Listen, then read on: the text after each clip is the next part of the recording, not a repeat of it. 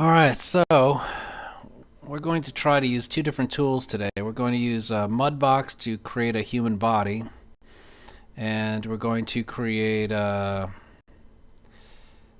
skeleton in that body where that skeleton is actually controlling the polygons within that body. So, and once we're done with that, we're going to, if we have time, hopefully animate it.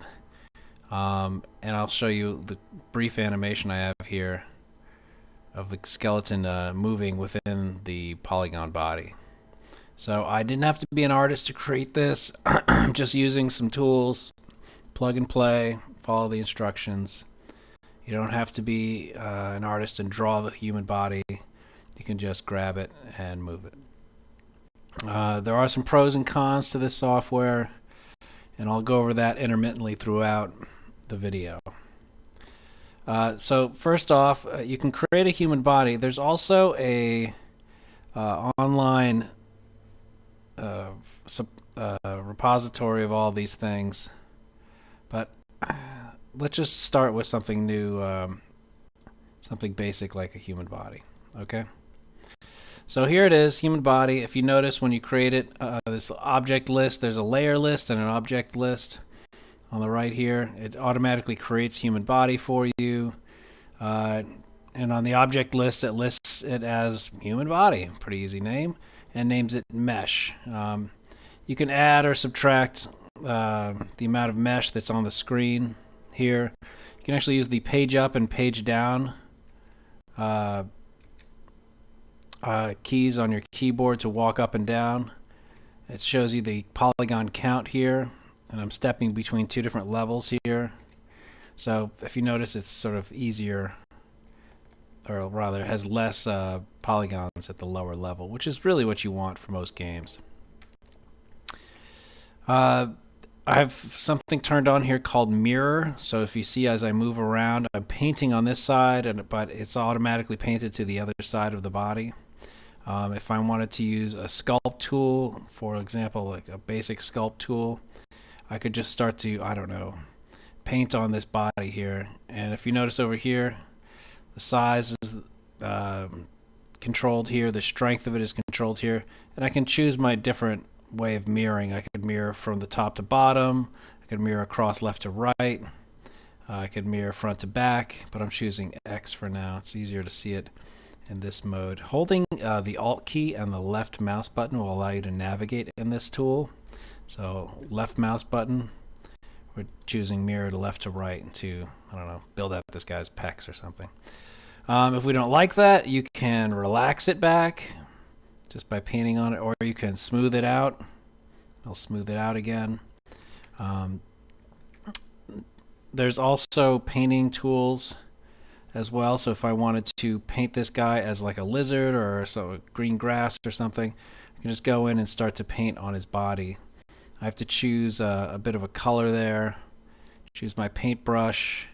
My paintbrush, I don't know, how about yellow? And these stripes in a yellow way. As soon as I start to click it, it asks me, hey, what's your size? What file format do you want? TIFF is great because it does not compress the images. You don't want to compress the images. I know for the internet you do, but when you're working on a computer, you want the highest level quality artwork as you can generate.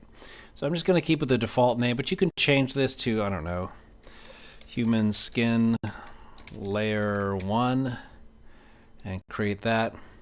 And we may see that now on our layers layer here. And then our object list is still called just mesh. We could name that, but so if we start to paint on this, you see the yellow start to come out. I'm just using these squiggly lines here. We could even choose randomize to randomize all kinds of strange patterns on here. It could be a lot of fun. Here's some grass. Not that you would ever want that, but you can also change input and output. So say I wanted to keep with that yellow and come back in over that with that green, but I could choose just about anything really.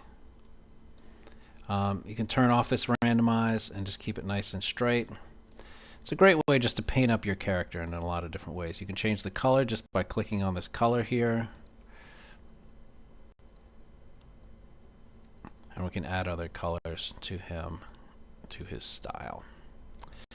And it's a great way just to dress up a character. It's a lot of fun. And this right here could be a whole career in and of itself. You don't need to go any further than this tool right here, but we are going to do that.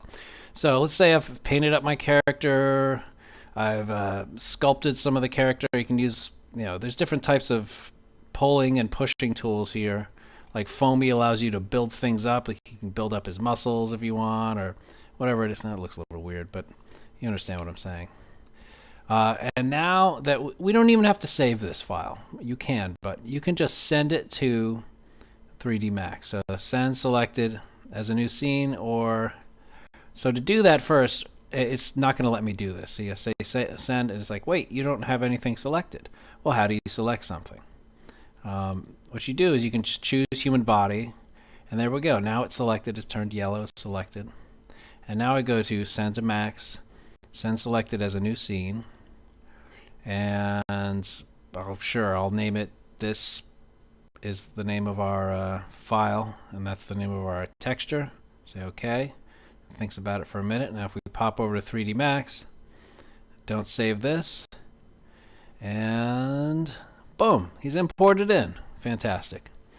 So we know there's the creation tool set over here, but we're going to go all the way down here to a system. We want to create a system, and I'm going to turn this snap toggle on because it allows me to snap on this grid here. I'm going to create a biped, and as you see it just snapping to this screen.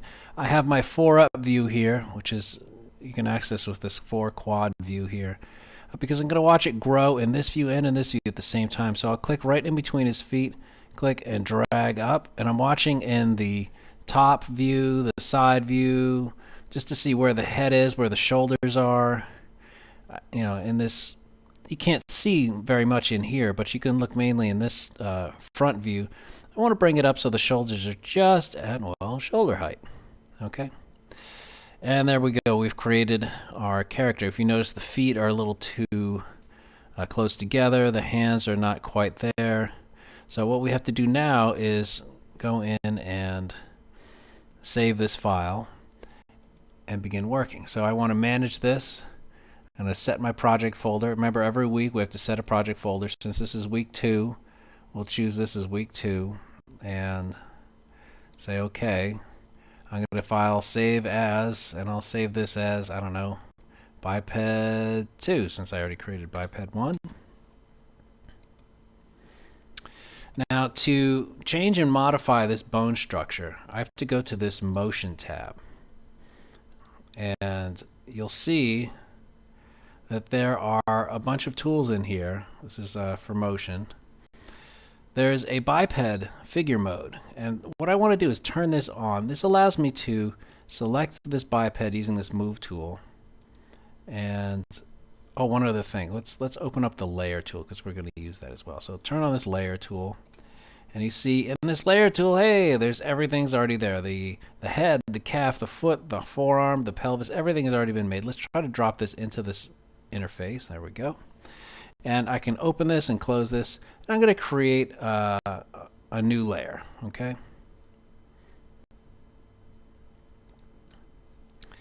And I'm going to have my human body and my biped. Now this human body down here at the bottom of the list, I'm going to turn that off for a second. And you can even freeze it so it's hidden.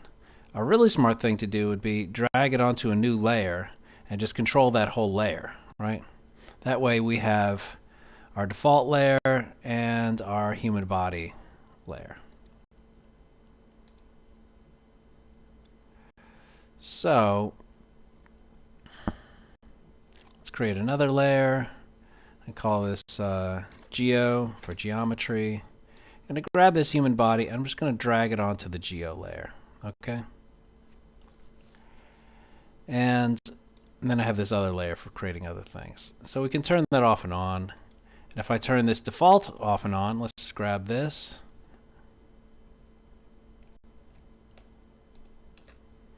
You can grab this whole guy and just drag him into layer 1, for example.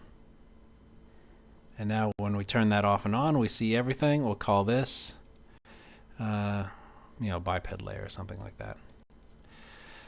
So let's turn our geometry back on, and you've noticed that it's kind of annoying that you can't see that bone and the human body at the same time. So let's turn off this snap tool, right click on this, and we can try to change this in some kind of way. Maybe we can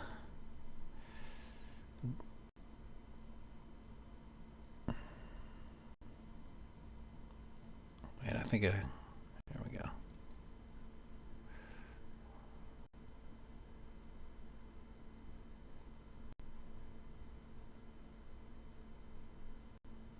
Go to Object Properties here, and you see here it says See-Through. Just turn that on, say OK, and now you see it's sort of slightly transparent. It allows us to see inside of the body.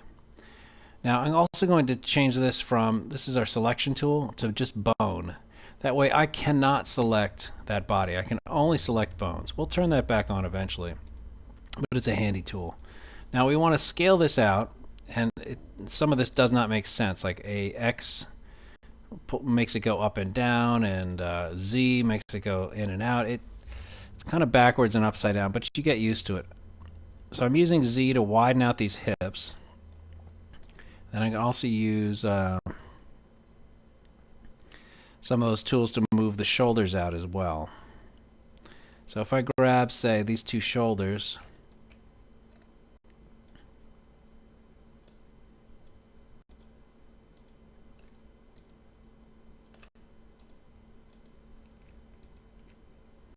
and try to scale these out.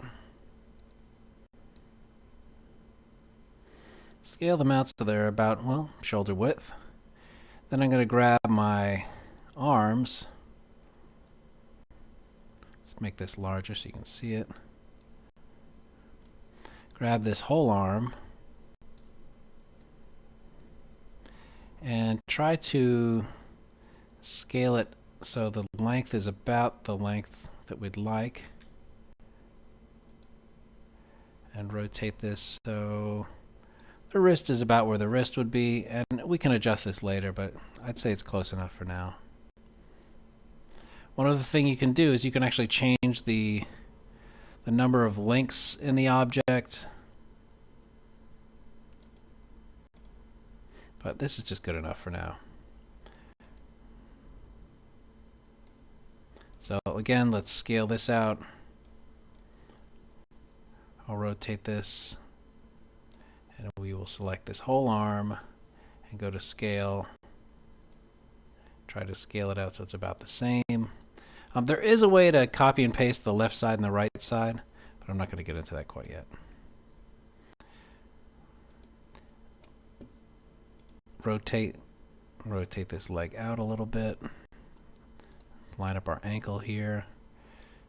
And also, when you do this, make sure that both left and right are lined up well. So let's go back to our front view, and you'll see, haha, the foot is not quite there. I'm going to select both feet and move this foot back so it's a little more centered. And like I said, these controls are sort of backwards. Make the foot a little bit bigger. Now, when I showed you that sample before, you noticed that the foot, or you may have noticed, that the foot was not quite, the bone selected the front of the leg, but not the back.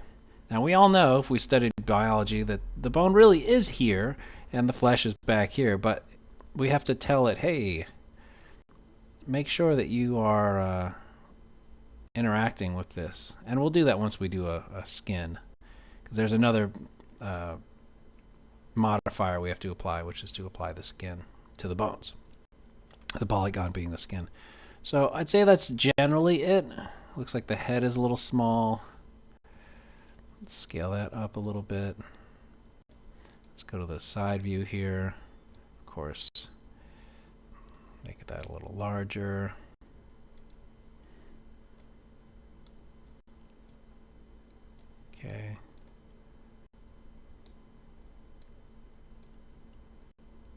wider. All right, so more or less that's it roughly. Maybe we want to pull this up a little bit into the bottom of the chin, is a little higher. Okay. Maybe we could extend this neck. Yeah. Move this back down a bit so it's attached. And then we are going to skin it. So as I'm moving in this view, I'm actually looking over here in this view. You need to get used to looking at the front and side views at once. Rotating around, we see that the hands are a little bit, it's not quite there, so maybe grab both of these and rotate them slightly forward. There we go. Okay. So now that we're done with that, we can turn off this biped snap. Okay? And now we want to apply that skin and that biped together. So let's take this human body. See this little frosty snowflake over here? I'm going to turn that off. That allowed me to select the object or select the bones without selecting the object. Now I can turn off this selection tool here to all, or I can just select that human body like so and go to my modify panel, and on my modify list here, maybe I want to save this real quick just in case it crashes. Go to my modify tool here, down to skin, and we want to add those bones. And of course we're going to add, and it's going to say, well, what do you want to add? And this window comes up, but we already know, we see it all here, but you can't see it here. You either have to do this one by one by one, or you select this. You make sure that you display the children, right? And like say expand all, display children, and expand all.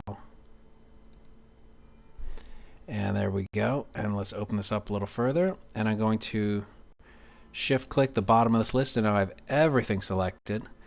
Now the way this is working is that that's the biped, the pelvis, the spine.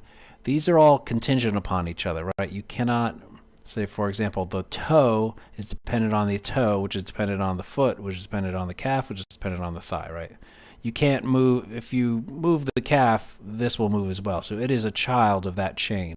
That's what this system is trying to represent. So let's say select. There we go, there's everything. And now we can edit envelopes. Now if we click on this bone here, because we know I already created this and we knew that this was missing a few things. So if you notice here, these are slightly blue. We want to add these to that point. And let's click on this guy here. Let's add this guy.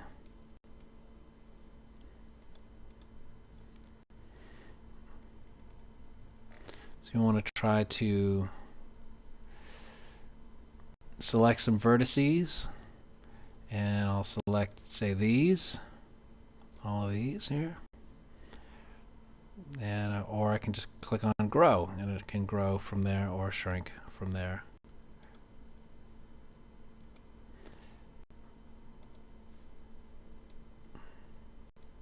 So I want all of these to be attached to that bone, right? Then I can choose.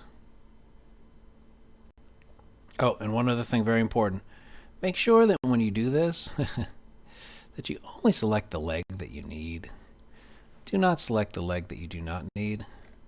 You do not want to select the leg that is the left leg while the right leg is seeing most of the stuff. Something else you can do is you can just edit the envelope itself. So you can move that envelope. You can push that envelope back a little bit. This is kind of a better way to do it, to be honest, instead of selecting it. Now, if we notice as we pull this along, we got a nicer color going on. So again, let's choose this guy. Turn off our edit envelope thing. Let's grab this bone. Oop. Let's turn on our select bones again.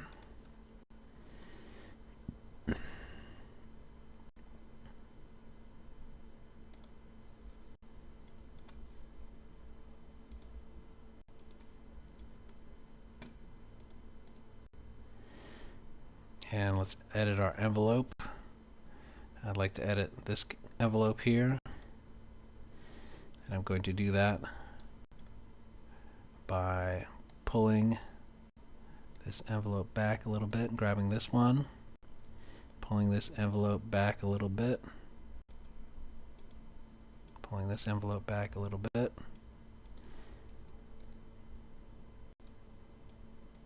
Try to at least. So moving forward, you can edit the envelopes when we're done.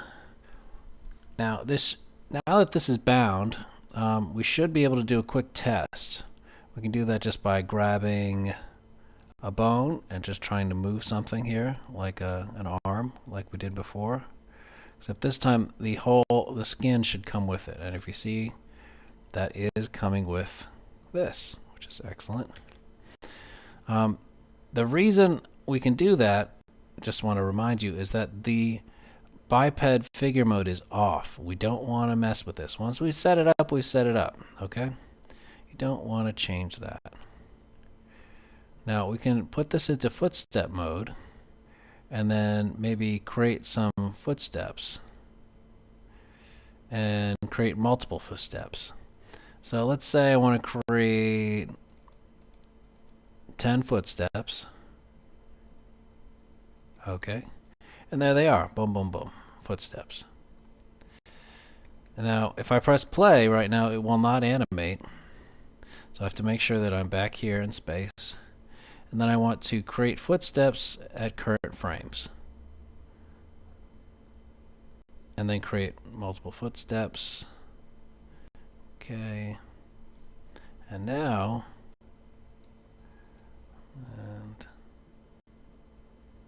I want to have a little bit of biped playback. You can actually watch it. And you want to create multiple footsteps and then create keys for interactive footsteps. So I want to pull this and then create a key for interactive footsteps. And it should allow me to walk that character forward. And there you go. I mean, it's a very basic animation. It's nothing too exciting. If you notice here, if you watch it here in this view, while we play it, you know, it's just the hip barely moves, the spine barely moves. It's not very interesting. You know, Mickey Mouse doesn't walk that way. Sure, it's sort of a military walk, but not very interesting. Anyway, that's how you can quickly bind a skeleton and a skin together. And we want to save this also. So positives and negatives of this is that, you know, okay, for a cookie cutter, this is great. You know, I didn't create the body. I just used a plugin to do it using Mudbox. Mudbox does have the tools for me to augment this and change this into a monster or whatever I like. Say if I wanted to pinch or pull something out of here, I could maybe grab this point and make my size teensy tiny and pull out some devil horns or whatever it is I wanted to do. You can totally do that. And you can modify your character whichever way you like. I'd have to re-export this again, but now that you know how to do this, maybe you would export this first and then animate it. You know, you can add things. The bones are great, but you can add things like tails and things like that. So it's not completely locked in. Like if you notice here, we have 3 toes, which is a little excessive. If, say, for example, he had a boot, or rather 3 digits on this toe. it would be crazy if you had a boot on it. You wouldn't be doing that. I could add 5 toes if I liked. But again, if he's not barefoot, then why do that? That's just a lot of extra space and a lot of extra thought. So in other programs, you would actually build your own skeleton by hand, which would take you hours, if not a week or 2. You'd have to learn how to code. But of course, by doing that, you'd have a lot of great options because you were creating it any which way you'd like. For any high-end animated sequence, high-end game, high-end movie, they hire someone to build their own rigs.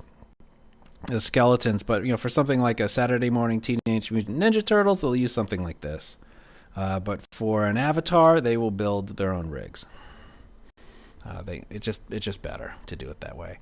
So a little plus and minus with this software, but it can be a lot of fun. And for a first attempt, I think that's great for the first 15 minutes.